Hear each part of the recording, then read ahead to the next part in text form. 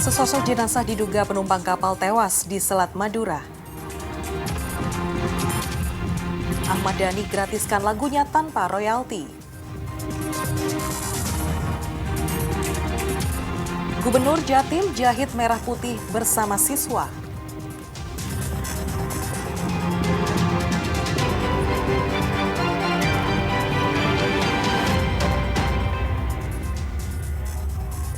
Halo saudara, apa kabar Anda hari ini? Kita berjumpa lagi dalam Kompas Jatim. Selain 3 informasi utama tadi, tim redaksi kami telah menyiapkan sejumlah informasi yang penting dan inspiratif lainnya. Bersama saya Vina Putri, kita jelang Kompas Jatim di Kompas TV, independen terpercaya.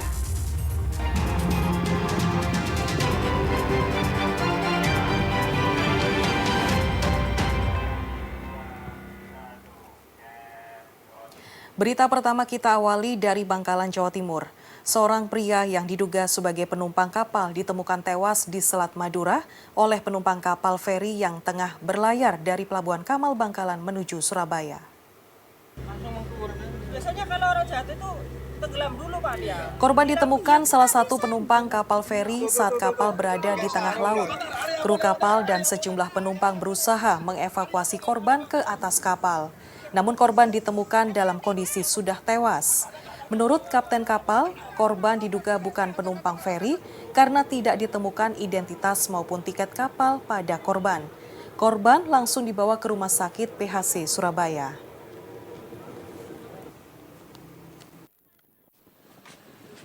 Jadi sekitar baru kurang lebih 08.35, 30.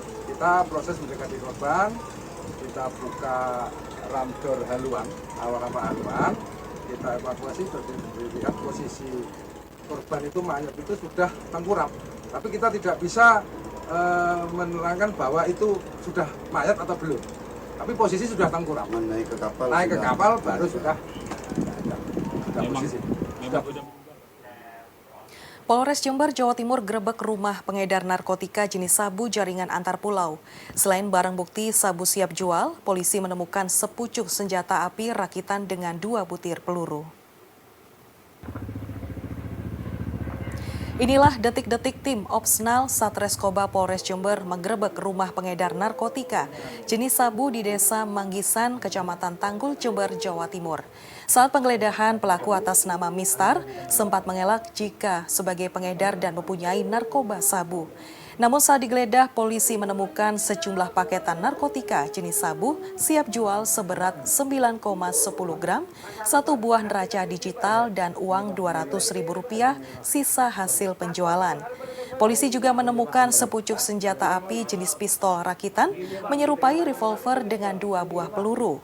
Hasil pemeriksaan, pelaku diketahui merupakan residivis dalam kasus yang sama dan telah dihukum 4 tahun penjara.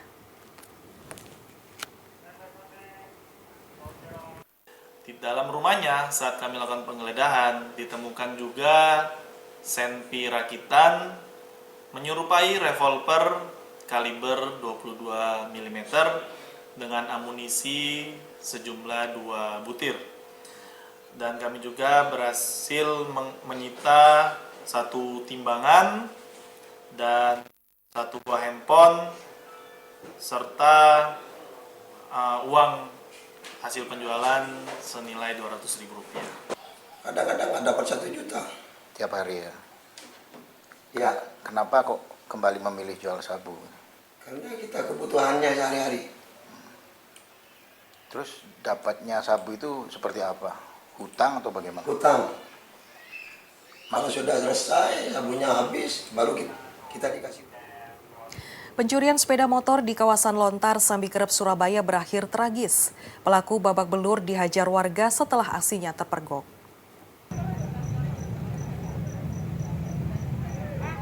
Video warga ini kami stop karena mengandung kekerasan. Pelaku dihajar warga saat akan mencuri sepeda motor di kawasan Lontar, Surabaya. Pelaku berupaya membawa kabur motor kurir yang diparkir di samping depo. Namun teriakan warga membuat kurir lain segera mengejar. Pelaku hanya berhasil lari sekitar 20 meter sebelum terjatuh dan menjadi sasaran amuk warga. Dari hasil penggeledahan, pelaku beraksi bersama seorang rekan yang berperan sebagai joki, namun satu rekannya tersebut berhasil kabur. Tersangka yang pertama itu udah kabur mas, bawa motor yang goncengan itu tadi. Kabur, tinggal yang satunya tadi. Terus kebetulan ada anak kurir yang di ST. Akhirnya dikejar tuh sama anak-anak itu semuanya itu di depan sini mas. Tapi motor sudah dikuasai berarti mas? Motor udah dikuasai mas. Sudah nyala, sudah siap dibawa kabur? Udah ditik kok mas. Sudah ditik. Nah, sampai rumah kuncinya itu udah rusak. Udah rusak. Udah bisa pakai itu. Berarti motor hampir dibawa kabur, sudah hampir terus jalan. Itu ketemu sama kurir, akhirnya jatuh si pelakunya itu akhirnya diajar sama pasien. Sorotan lainnya, musisi Ahmad Dhani Prasetyo mempersilahkan lagu-lagu Dewa 19 bisa diputar gratis meramaikan tempat usaha. Hal ini untuk membantu para pemilik usaha seperti kafe hingga tempat hiburan menarik pengunjung dengan lagu karya Dewa 19 tanpa membayar royalti ke Lembaga Manajemen Kolektif LMK. Terkait adanya aturan pemilik usaha memutar lagu diwajibkan membayar royalti dengan membayar royalti ke Lembaga Manajemen Kolektif atau LMK, Ahmad Dhani mempersilahkan pelaku usaha yang memutar lagu-lagu milik Dewa 19, termasuk versi yang dinyanyikan oleh Firza dan Elo, untuk menghubunginya secara langsung. Hal ini disampaikan Ahmad Dhani saat kunjungannya ke Surabaya yang menyempatkan diri melihat pameran foto yang digelar oleh kelompok kerja jurnalis Dewan Surabaya di gedung kantor DPRD Kota Surabaya. Keputusannya ini juga sudah diumumkan melalui akun Instagram pribadinya untuk mempermudah pihak-pihak yang ingin memutar karya Dewa 19 dalam acara resmi daerah. Pemkot Surakarta sudah menghubungi saya. Mungkin kalau Pemkot Surabaya atau Pemprov Jawa Timur ingin juga mendapatkan lisensi gratis untuk menyetel, mengeplay lagu-lagu Dewa 19 featuring featuring Firza dan Elo, saya tentunya akan senang sekali. Jadi apa yang ditanyakan? Gratis ya? Gratis, di Instagram saya sudah saya berikan gratis. Jadi nggak perlu bayar ke LMK, gratis kalau ngeplay lagu-lagu Dewa 19 featuring Elo dan Firza. Ahmad Dhani menyatakan lagu-lagu Dewa 19 yang dibawakan bersama Once, Elo maupun Firza bisa diputar gratis untuk meramaikan usaha maupun menarik pengunjung tanpa membayar royalti ke Lembaga Manajemen Kolektif LMK. Tim Liputan Kompas TV Surabaya, Jawa Timur. Polemik royalti bagi hak cipta lagu tengah menjadi sorotan di kalangan pakar hukum. Salah satunya dosen hukum di Untak Surabaya, Hufron, berpandangan pemutaran lagu tanpa izin pencipta berdampak pada konsekuensi hukum. Musik atau lagu adalah bagian dari kekayaan hak cipta yang dilindungi melalui Undang-Undang Nomor 28 Tahun 2014 tentang hak cipta dengan regulasi turunan berupa Peraturan Pemerintah Nomor 56 Tahun 2021 tentang pengelolaan royalti hak cipta lagu atau musik. Pakar hukum di Untak Surabaya, Hufron, menyarankan masyarakat atau pelaku usaha melakukan perjanjian dengan pemilik maupun pencipta lagu agar tak ada tuntutan hukum saat memutar lagu di tempat usaha seperti restoran, kafe, dan tempat komersil lain, agar keduanya bisa berjalan seiring. Satu sisi untuk kemajuan musik Indonesia dan di sisi lain untuk kemajuan perekonomian. Kedepannya diharapkan adanya sosialisasi yang gencar terkait regulasi royalti pemutaran lagu kepada para pengusaha maupun pelaku UMKM.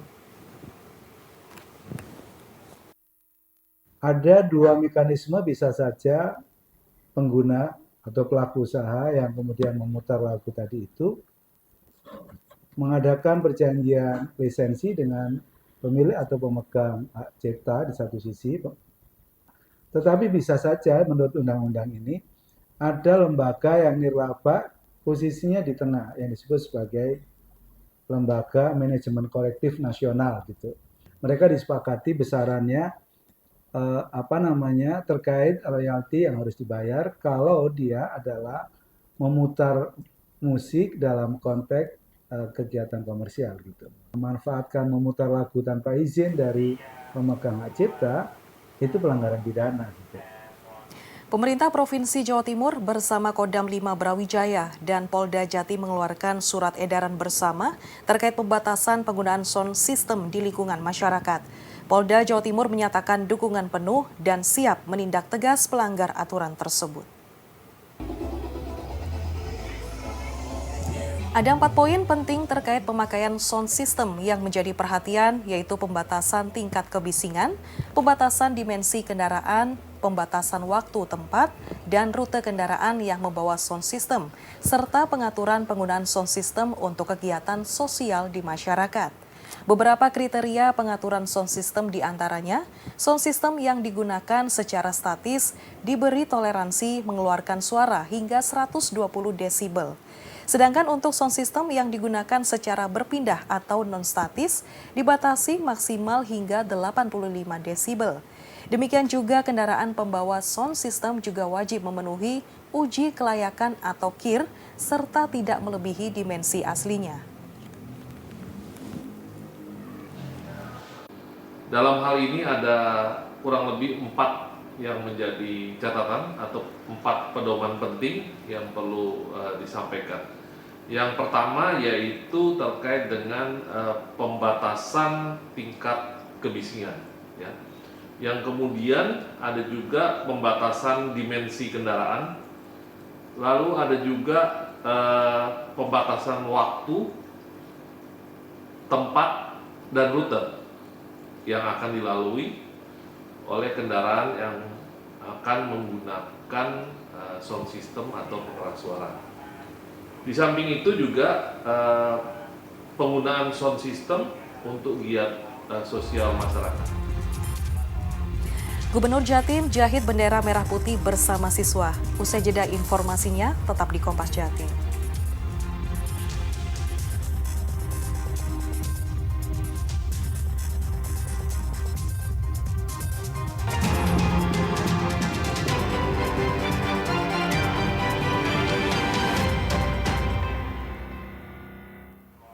Saudara Gubernur Jawa Timur Khofifah Indar Parawansa menjahit bendera merah putih bersama para siswa untuk memecahkan 3 rekor muri di momen HUT ke-80 RI.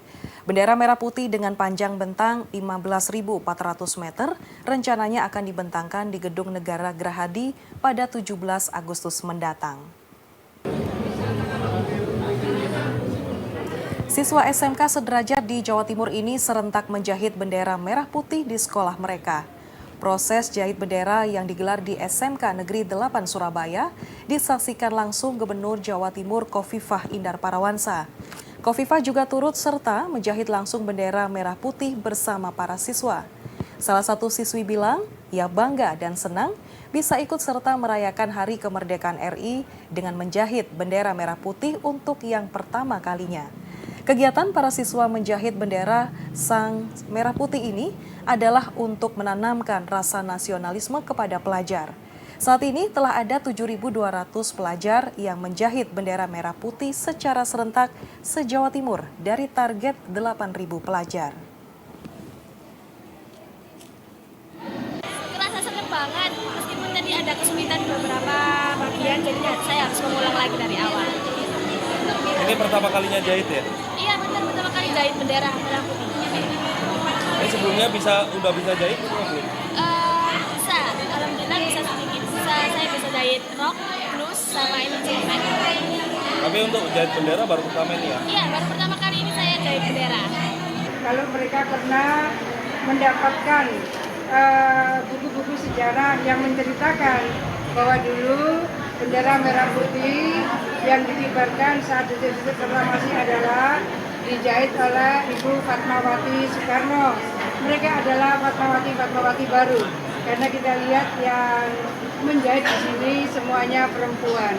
Jadi mereka bisa menjadi bagian dari penguat nasionalisme, penguat untuk merayakan Hari Kemerdekaan RI ke-80 tahun 2000. Lapangan Rampal Kota Malang berubah menjadi lautan merah putih. Ribuan orang antusias mengikuti serangkaian kegiatan menyambut peringatan HUT ke-80 RI yang digelar Korem 083 Baladika Jaya. Ribuan orang ini antusias memadati lapangan Tampal, Kota Malang. Warga berkumpul mengikuti serangkaian kegiatan menyambut hari ulang tahun kemerdekaan ke-80 RI yang digelar oleh Korem 083 Baladika Jaya.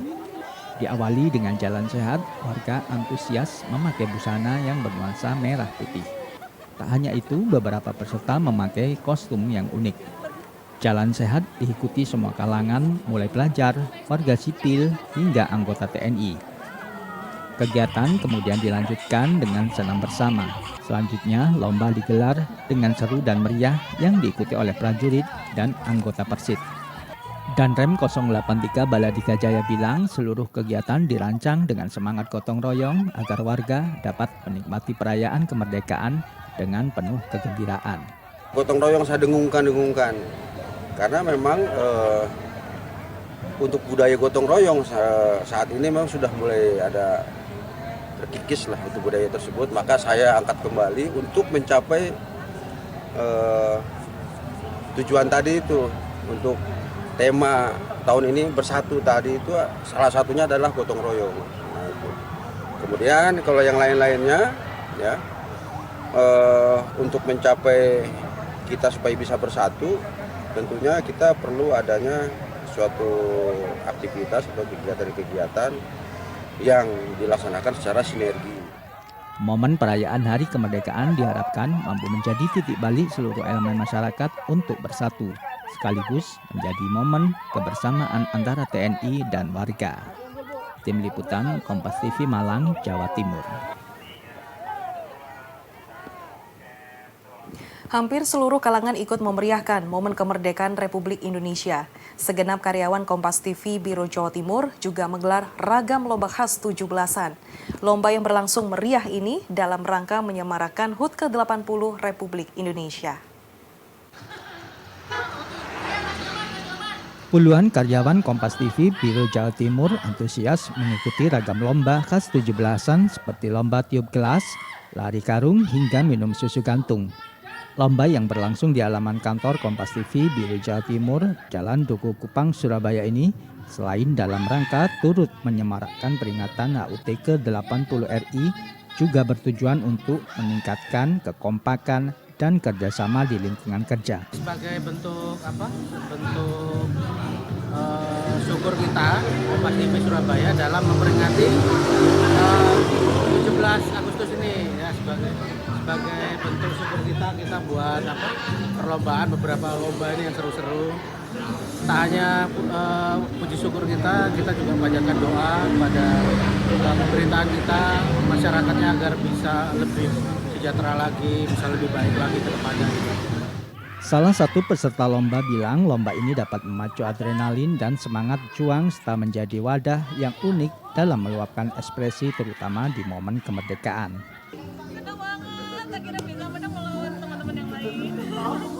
Nggak teman dari cewek juga cowok juga ya tadi ya? Iya, sama cewek dan cowok. Terus setelah mendapatkan gelar juara nih, apa yang diharapkan di kemerdekaan Indonesia ini, Mbak? Aduh, belum nyiapin lagi.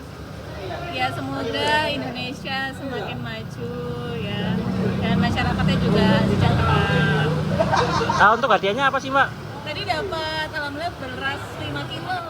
Sementara itu, hadiah menarik juga diperoleh bagi peserta yang memenangkan lomba, seperti beras, minyak goreng, hingga gula pasir. Tim Liputan Kompas TV Surabaya, Jawa Timur.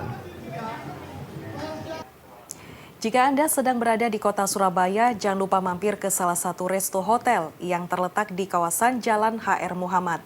Di bulan Agustus spesial Hari Kemerdekaan HUT ke-80 Republik Indonesia, ada menu yang sangat unik yaitu pizza merah putih dengan topping daging tuna. Menu pizza yang biasanya berbentuk lebar dan bulat kini dikreasikan seorang juru masak salah satu hotel di kawasan Maijen Sungkono, Surabaya. Berbentuk persegi panjang dengan warna merah dan putih layaknya bendera Negara Kesatuan Republik Indonesia NKRI. Ya, inilah pizza merah putih yang dikreasikan dalam rangka menyambut Hari Kemerdekaan ke-80 Republik Indonesia. Warna merah yang menghiasi pizza tersebut berasal dari saus tomat, sedangkan warna putih berasal dari saus keju. Sedangkan untuk topping dan isian pizza menggunakan daging ikan tuna dipadukan dengan black olive, bawang bombay, daun basil, saus keju hingga mozzarella. Pembuatan pizza merah putih ini prosesnya tak jauh beda dengan pizza pada umumnya. Namun yang membedakan adalah cara memasaknya. Pizza ini dipanggang di dalam tungku tradisional dan menggunakan bahan bakar dari rambutan untuk memberikan cita rasa yang otentik. Ini pakai tungkunya, tungku masih tradisional gitu? Iya, kita tungku pakai tradisional. Jarang ada di Surabaya. Dan juga itu tadi kita pakai kayu biar ada aromanya. Nah, untuk spesial kemerdekaan gitu kita bentuknya seperti bendera merah putih itu. Jadi atasnya kita pakai saus tomat sama bawah kita saus keju. Fai Safa Miranda Saputri, salah satu pengunjung hotel, mengaku penasaran karena bentuk dan rasa pizza merah putih ini belum pernah mereka temui di tempat lain. Rasanya sendiri enak karena aku sendiri suka pizza ya, jadi masuk di lidah aku. Untuk rasa toppingnya sendiri ada apa aja sih? Untuk toppingnya di sini ada tuna, terus ada keju juga. Untuk tunanya sebelumnya aku kurang suka sama tuna ya, jadi setelah aku makan ini jadi nextnya aku bakal order lagi sih. Bila ingin menikmati kelezatan pizza merah putih dan berbagi bersama keluarga maupun teman, Anda bisa merogoh kocek Rp100.000 per porsi. Tim Liputan Kompas TV Surabaya, Jawa Timur. Rujak manis prasmanan dengan 6 varian bumbu. Nantikan informasinya usai jeda berikut ini.